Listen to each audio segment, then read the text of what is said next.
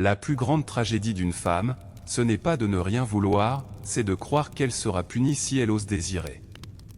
Lorsque Jung a écrit cette phrase, il tenait entre ses mains le dossier d'une patiente. Une femme qui ne demandait jamais rien pour elle. Elle sacrifiait tout. Pour plaire. Pour paraître humble. Pour être aimée, elle se vidait entièrement. Maintenant, je veux que tu te poses cette question. Depuis combien de temps t'excuses-tu de vouloir ? Depuis combien de temps rêver grand est devenu quelque chose qui n'est pas pour toi ? Qui t'a dit que ta place était dans l'ombre ? Tu reconnais cette voix, n'est-ce pas ? Elle ne t'appartient pas. Cette voix est une hypnose collective, murmurée à l'oreille des femmes depuis des siècles. Jung l'appelait l'inconscient collectif. Un héritage de peur, filtré à travers tes aïeuls, à travers les guerres. Gravé dans ta mémoire génétique comme un avertissement. Si tu te rends visible, tu seras blessé. Mais tu oublies une chose. La peur te maintient en vie. Elle ne te fait pas vivre. L'âme n'est pas venue au monde pour rester en sécurité. L'âme veut explorer, repousser ses limites. Cette sensation d'étouffement que tu ressens, c'est le cri de ton âme, prisonnière d'un cercle trop étroit. Aujourd'hui, ensemble, nous allons purifier tout ce qui nous blesse. Car désirer, c'est aussi ton droit. T'es-tu déjà demandé pourquoi c'est toujours toi qui donnes, et les autres qui reçoivent ? Sais-tu pourquoi tu te fais cela, sans aucune pitié envers toi-même ? Alors écoute-moi attentivement jusqu'à la fin de cette vidéo.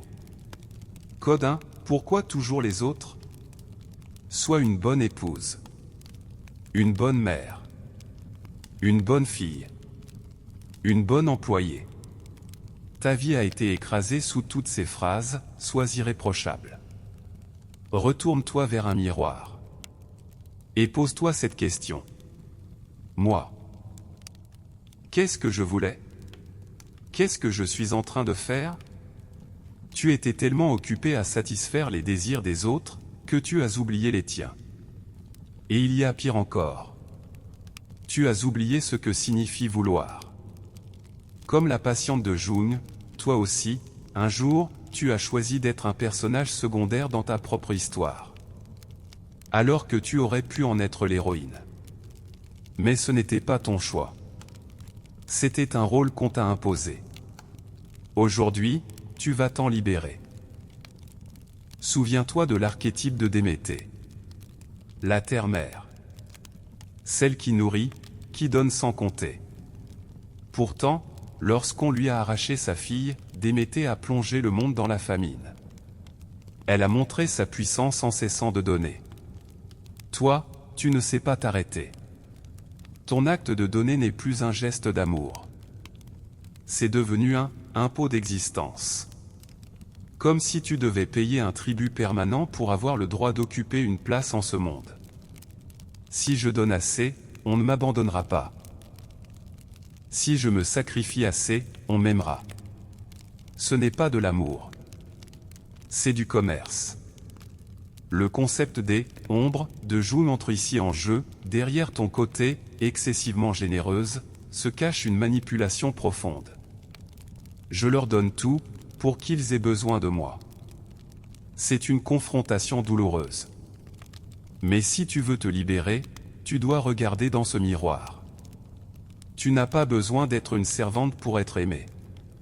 Ton existence, à elle seule, est une valeur. Sais-tu ce qui arrive quand une femme sait ce qu'elle veut ? La vie se met à son service. Mais toi, tu ne sais pas demander. Personne ne te l'a appris. Au contraire. On t'a appris à attendre. Le prince viendra te sauver. Si tu travailles dur, on te remarquera. Si tu restes sage, tu seras récompensé. Mensonge. Tout cela est un mensonge. Personne ne viendra te sauver. La vie exige que tu sois clair avec elle. Elle répond à celles qui élèvent la voix. À celles qui disent « Je suis là, et voici ce que je veux ». Les autres restent assises dans la salle d'attente. Pour l'éternité. Code 2, le sabotage silencieux de l'inconscient. Même si je sais que cela va te faire mal, je dois te le dire. Tu donnes l'impression de ne rien vouloir, mais en réalité, tu as peur. Peur de désirer. Peur d'exiger. Peur de rêver grand. Car dans ton inconscient, un programme tourne en boucle. Si je veux trop, on me trouvera avide. Si je me mets en avant, on me trouvera égoïste. Si j'exige, on ne m'aimera plus. Voilà les chaînes de ta captivité. Tu travailles pour un programme qui sabote ton propre potentiel. Le réalises-tu? Et ce programme, ce n'est pas toi qui l'as écrit. Ce sont des codes imposés par la société, ta famille, les traditions. Ces codes sont si sournois que tu les confonds avec ta personnalité.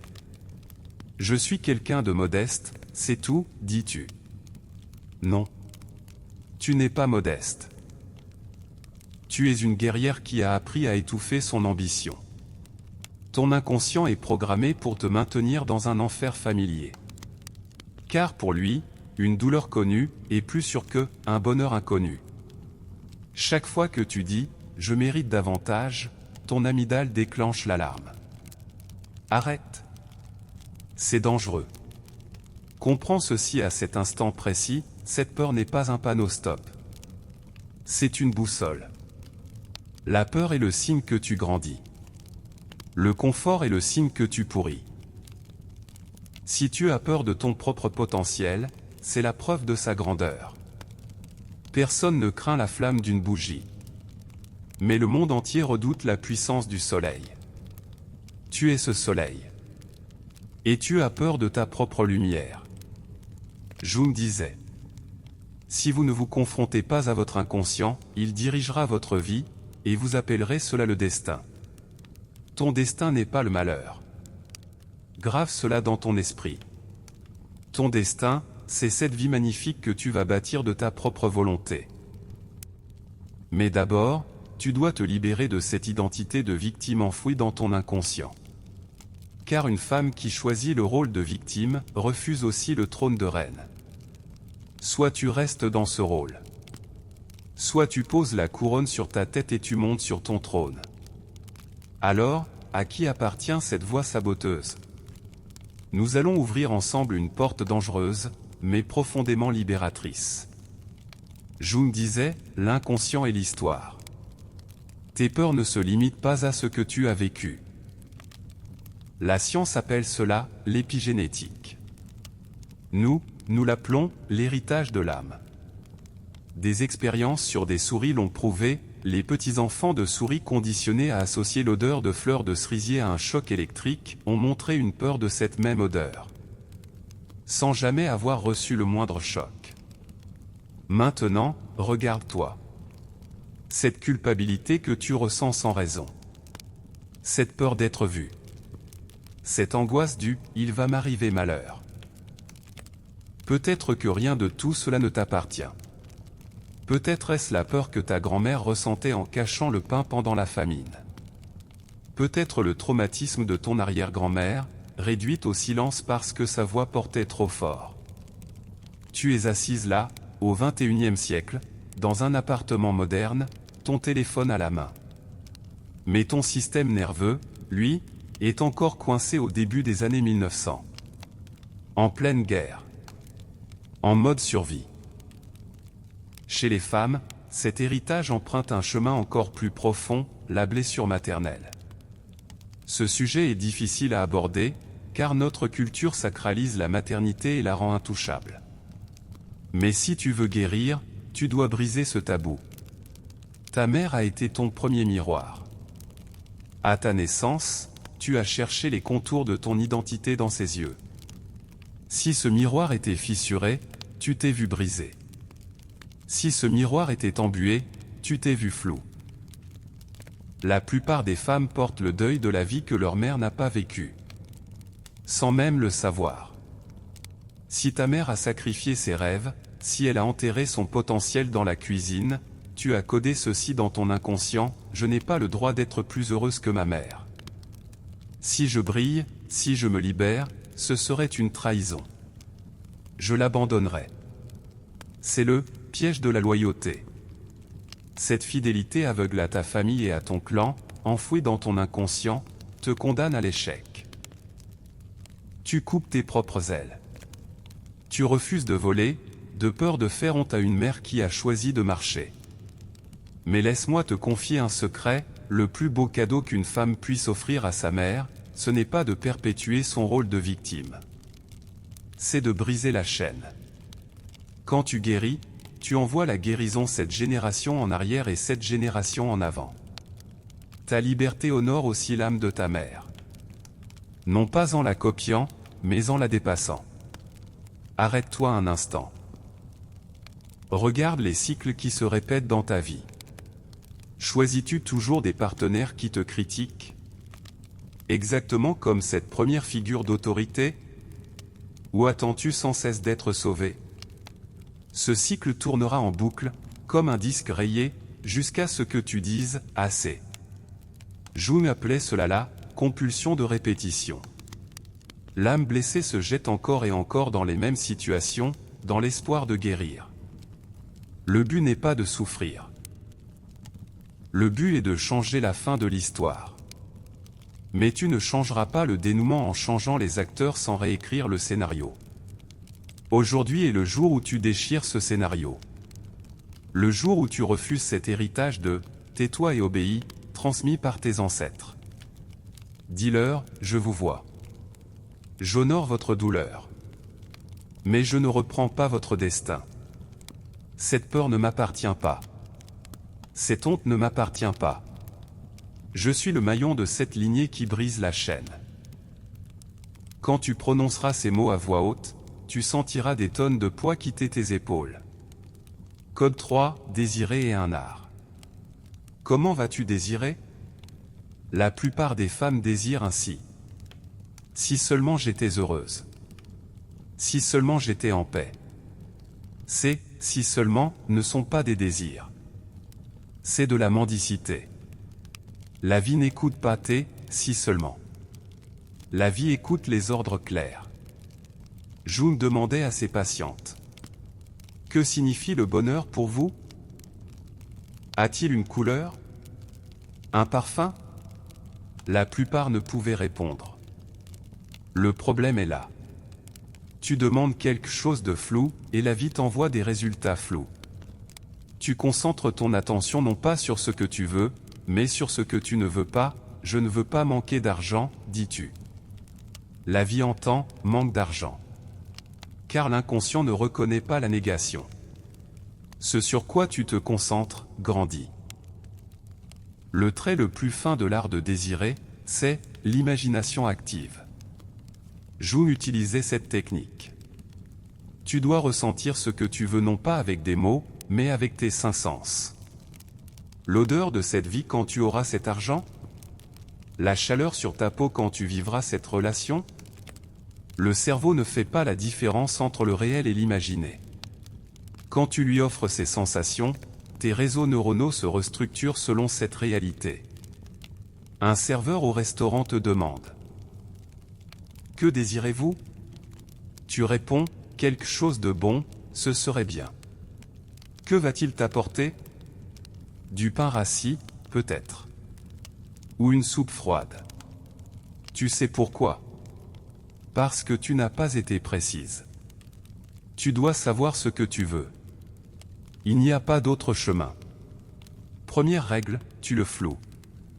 Ne dis pas, je veux une belle vie. Dis, je veux me réveiller face à la mer, boire mon café en paix, exercer le métier que j'aime, et voir ce chiffre précis sur mon compte en banque. Deuxième règle, ne t'excuse pas. Ne commence jamais tes désirs par « si c'est possible »,« peut-être »,« est-ce que j'en demande trop ?» Ce sont des mots de faiblesse. Tu n'as de permission à demander à personne. Troisième règle, dis-le à voix haute. Ne garde pas ton désir dans ta tête. Écris-le. Prononce-le. Fais-le exister. Car un désir non exprimé est comme un enfant jamais né. Code 4, la malédiction de la mentalité de pénurie. Le plus grand ennemi d'une femme n'est pas une autre femme. Le plus grand ennemi d'une femme, c'est sa propre conscience de pénurie. Tu rêves, mais tu rêves petit. Car une voix en toi murmure, n'est-ce pas trop pour moi? Est-ce que je le mérite? Cette voix est celle qui fait de toi une esclave. Tu te tiens au bord de l'océan. Devant toi, une eau infinie. Mais dans ta main, une cuillère à café. Et tu pleures, pourquoi n'ai-je que si peu? Le problème n'est pas l'océan. C'est ta petite cuillère. C'est la valeur que tu t'accordes. Depuis toujours, on a enseigné aux femmes que, se contenter de peu, était une vertu. Regarde les contes. Cendrillon se contentait d'une citrouille. Blanche-Neige servait 7 nains avec le sourire. Toutes récompensées pour leur modestie. Mais le monde réel n'est pas un conte de fées. Dans le monde réel, la modestie se transforme souvent en cape d'invisibilité. Cet avertissement qu'on t'a inculqué, ne sois pas avide, est en réalité un mécanisme de contrôle du système. Car rien n'est jugé plus dangereux qu'une femme qui exige. Dans ton ADN, il y a des reines. Dans ton ADN, il y a le pouvoir de diriger, de régner, de prendre. Ne dis plus jamais « je ne mérite que ça ». Quand tu apprends qu'une amie a été promue, cette sensation sournoise en toi. C'est normal. Car on t'a appris que le succès est limité. Si elle a obtenu, il ne reste plus rien pour toi. C'est la mathématique des perdantes. La vérité, le succès est une ressource illimitée. Quand une femme brille, elle n'éteint pas les autres. Elle éclaire toute la pièce. Tu sais cet instinct de compétition en toi. Les puissantes ne rivalisent pas. Elles créent. Bâtis ton propre empire. Sans regarder celui des autres. Code 5, la foi de l'enfant, la stratégie de l'adulte. Sais-tu comment un enfant désire? Sans le moindre doute. Il dit, je veux ça, et il est certain de l'obtenir. Puis, en grandissant, cette foi meurt. La peur, le doute, le calcul prennent sa place. L'une des plus grandes découvertes de Jung. La formule du succès égale la foi de l'enfant plus la stratégie de l'adulte. Tu vas croire comme une enfant, mais travailler comme une adulte. Si tu ne fais que rêver sans agir, le résultat est zéro. Si tu ne fais que travailler sans croire, c'est l'épuisement. Quand tu unis les deux, tu crées des miracles. L'archétype du magicien incarne exactement cela. Celui qui transforme des ressources limitées en or, par la voie de l'alchimie. Ta propre alchimie est la fusion de ta foi et de ton action. La plupart des gens attendent un sauveur extérieur. Or, l'alchimiste sait que tout ce qui est à l'extérieur n'est que le reflet de l'intérieur. Si tu vibres « je ne vaux rien » à l'intérieur, même si quelqu'un vient te dire « tu es précieuse », tu saboteras cette relation. Car ton thermostat intérieur n'est pas réglé à cette température. Tu vas d'abord monter le thermostat de ta propre croyance. La phrase « je le mérite » ne doit pas être un souhait. Ce doit être un verdict. Tu es la juge de ta propre vie. Toi seul peux prononcer ton acquittement. La vie est une équation. Effort fois exigence égale résultat. Si ton effort est à 100 mais ton exigence à 1, le résultat est 100. Si ton effort est à 50 mais ton exigence à 10, le résultat est 5 cents. L'effort seul ne suffit pas. Tu n'es pas récompensé pour la quantité de travail, mais pour la valeur que tu lui accordes. Si tu ne reçois pas le salaire que tu mérites, le problème n'est pas ton patron. C'est que tu ne l'as pas exigé. Si tu vis une relation malheureuse, le problème n'est pas l'autre. C'est que tu n'as pas exigé ton bonheur. Exige. Élève ta voix. La vie ne répond pas aux silencieuses. Elle répond à celles qui savent ce qu'elles veulent. Jusqu'ici, tu as identifié les ennemis dans ton esprit. Quelles armes vas-tu utiliser sur le champ de bataille? Nous l'avons dit, croire ne suffit pas, il faut une stratégie. En psychologie jungienne, pour qu'une femme atteigne son plein potentiel, elle doit éveiller 4 archétypes fondamentaux en elle. 4 éléments. La plupart des femmes restent bloquées dans un seul, ou 2 au mieux. Certaines ne sont que mères, se sacrifiant sans cesse. D'autres ne sont que guerrières, s'asséchant en perdant toute douceur. Mais la reine est la chef d'orchestre qui dirige les 4. Nous allons maintenant compléter les pièces manquantes en toi. Ce n'est pas une méditation. C'est un inventaire. Premier archétype, la magicienne. Élément R, l'esprit. Ton côté visionnaire. La plupart des femmes gaspillent cette puissance en trop réfléchir et en imaginer des scénarios catastrophes. La magicienne est celle qui crée l'ordre à partir du chaos. Ton esprit doit être tranchant comme une lame. Où est cette partie de toi capable d'analyser froidement, de bâtir une stratégie sans se laisser emporter par l'émotion? En pleine crise, choisis-tu de crier ou de trouver une solution? Pour éveiller ta magicienne, sois affamé de savoir. Parle de philosophie, de science, d'art et de stratégie. Pas de ragot. Si tu veux être l'architecte de ta vie, il te faut d'abord un plan.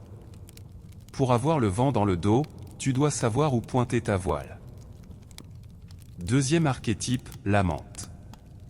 Élément eau, émotion et corps. C'est le territoire le plus mal compris. L'amante ne signifie pas être la partenaire d'un homme. Cela signifie vivre une histoire d'amour avec la vie elle-même. Être en paix avec ton corps. Accueillir le plaisir sans culpabilité. Honorer la beauté et l'esthétique. Quand as-tu fait quelque chose pour le pur plaisir, pour la dernière fois? Un acte inutile, qui ne rapporte rien, qui ne fait que caresser ton âme. L'essence féminine est fluidité, elle est eau. Si tu es trop rigide, si tu es coincé en mode « je dois », ton eau s'est tarie. Et d'une terre asséchée, aucune abondance ne jaillit. Sors cette femme passionnée, cet artiste, cette muse de ta cave. Elle est ton carburant. Ce que nous appelons le charme, c'est le plaisir qu'une femme tire de sa propre présence, débordant vers l'extérieur. Une femme qui ne prend pas plaisir en elle-même, personne n'y trouvera de plaisir non plus. Troisième archétype, la guerrière. Élément feu, action. La société a appris aux femmes à rester sages. Pas à se battre. Mais pour protéger tes frontières, tu dois montrer les dents. La guerrière est celle qui sait dire « non ». Cette force téméraire, capable de renverser la table, capable de brûler les ponts s'il le faut. Il y a une Artémie en toi. Sauvage, insoumise, qui vise en plein cœur. Mais tu as étouffé ce feu, parce qu'on t'a dit que la colère était inconvenante. Or la colère est une réponse saine à la violation de tes limites. Si tu ne diriges pas ta colère vers l'extérieur, ce feu se retourne contre toi, dépression, maladie, épuisement. Dégaine ton épée. Cette fille soumise qui dit oui à tout, brûle-la dans ce feu. Et de ses cendres, fais naître cette femme puissante. Quatrième archétype, la reine. Élémentaire souveraineté. C'est ici que les 3 autres trouvent leur équilibre. La reine ne s'agite pas. La reine ne court pas. La reine siège sur son trône et gouverne par sa seule présence. L'antidote à la mentalité de pénurie est ici. Comme la terre-mère, une confiance enracinée, celle de savoir que tout peut suffire. Être reine, c'est ne plus mendier l'approbation. Quand tu prends une décision, c'est ne plus demander « que vont-ils penser ?» C'est trancher. Quel est ton royaume? Ta maison? Ton travail? Ton art? Dans les frontières de ce royaume, ce sont tes règles qui s'appliquent. Gérer ta propre vie selon les règles des autres, c'est être réfugié dans ton propre pays. Il est temps de quitter le camp de réfugiés et de t'installer dans ton palais. Maintenant, ferme les yeux un instant. Pas physiquement. Ferme les yeux de ton mental. Imagine ces 4 femmes debout devant toi. La magicienne, avec son regard perçant. La menthe, avec cette chaleur qui irradie de sa peau. La guerrière, droite, la mâchoire serrée, prête à tout. Et la reine, immobile, souveraine, un calme terrifiant dans les yeux. Elles ne sont pas 4 étrangères. Elles sont toi. Chacune d'elles vit en toi depuis toujours. Mais tu en as enfermé certaines dans des pièces sombres de ton âme. Tu as muselé la guerrière parce qu'on t'a dit que la colère enlaidit. Tu as affamé la menthe parce qu'on t'a appris que le plaisir est honteux. Tu as ignoré la magicienne parce qu'on t'a répété que les femmes réfléchissent trop. Et la reine? Elle attend. Silencieuse. Patiente. Assise sur un trône poussiéreux que tu n'as jamais osé occuper. Sais-tu ce qui se passe quand une seule de ces 4 femmes domine? Si tu n'es que guerrière, tu te bats contre tout. Même contre ceux qui t'aiment. Tu gagnes des batailles mais tu perds des liens. Si tu n'es qu'amante, tu te dissous dans les autres. Tu disparais dans les relations comme du sel dans l'eau. Si tu n'es que magicienne, tu analyses tout, tu ressens peu. Ton esprit devient ta prison. Si tu n'es que mère, tu donnes jusqu'à ce qu'il ne reste plus rien. Et personne ne te le rend. Le secret n'est pas de choisir. Le secret est d'orchestrer. Comme une symphonie qui a besoin de chaque instrument. Retire les violons, la mélodie meurt. Retire les percussions, le rythme s'effondre. Tu es cette symphonie. Et aujourd'hui, certains de tes instruments sont désaccordés. D'autres sont rangés dans un placard. Il est temps de les sortir. De les accorder. De jouer ta musique. Toute ta musique. Personne ne le fera à ta place. Aucun livre, aucun thérapeute, aucun homme ne viendra assembler ces morceaux pour toi. C'est ton œuvre. Ta grande œuvre. Jung l'appelait l'opus magnum de l'âme. Quand tu réunis ces 4 femmes en toi, tu atteins la totalité. C'est ce que Jung appelait le processus des individuations. Tu n'es plus un ciel partiellement couvert. Tu es un climat entier. Parfois la tempête, parfois le soleil, parfois la pluie. Mais tout est sous ton contrôle. Réaliser cette alchimie est douloureux. Car l'ancienne, toi, s'accroche à ces petits morceaux familiers et sécurisants. Mais tu sais désormais que tu es plus grande que la somme de tes parties. Je te pose la question, quel élément te manque? Ton feu s'est-il éteint? Tu n'arrives pas à agir? Ton eau s'est-elle tarie? Tu n'arrives pas à ressentir? Ton air s'est-il troublé? Tu n'arrives pas à décider? Ta terre s'est-elle dérobée? Tu te sens en insécurité? Poser le diagnostic, c'est la moitié de la guérison. Ne cherche pas l'élément manquant à l'extérieur.